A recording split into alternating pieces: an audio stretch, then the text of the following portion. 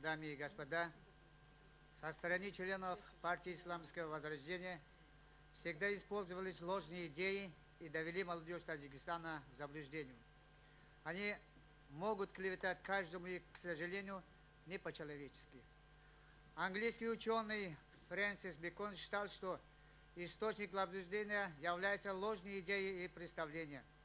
Важно для общества оценка Бэкона заключается в том, что верным способом избавления от всякого заблуждения является опыт, практика, следовательно, их сравнение с первым. Взглянув на длинную историю нации и народов, в том числе и в нашу, можно увидеть, как великие представители общества и науки стали жертвами идей заблужденных индивидов. Среди них Абу Али ибн Сино Авиценна, Абул Касим Фирдавси и много других.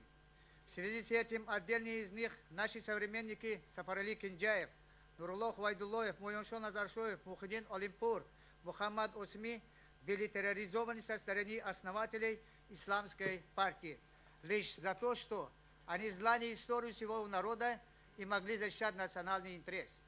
Мне довелось поговорить с членом исламской партии, жителем Ашского района Дусматовым Рахимджоном, который известен как Мулла Рахим. Тот, вспоминая те годы, сказал, что именно члены исламской партии наставлением своих зарубежных инвесторов планировали террористические акты в Таджикистане.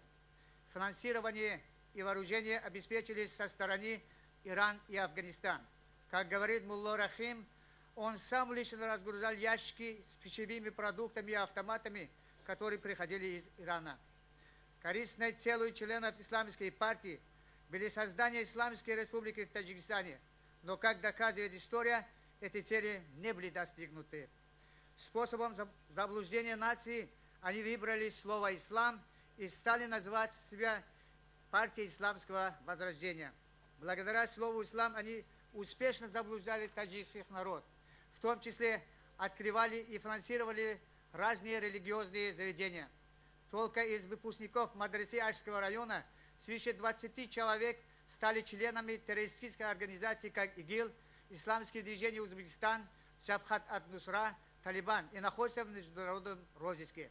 Вот к чему привело молодежь Таджикистана идея сотрудников исламской партии. Благодарю за внимание.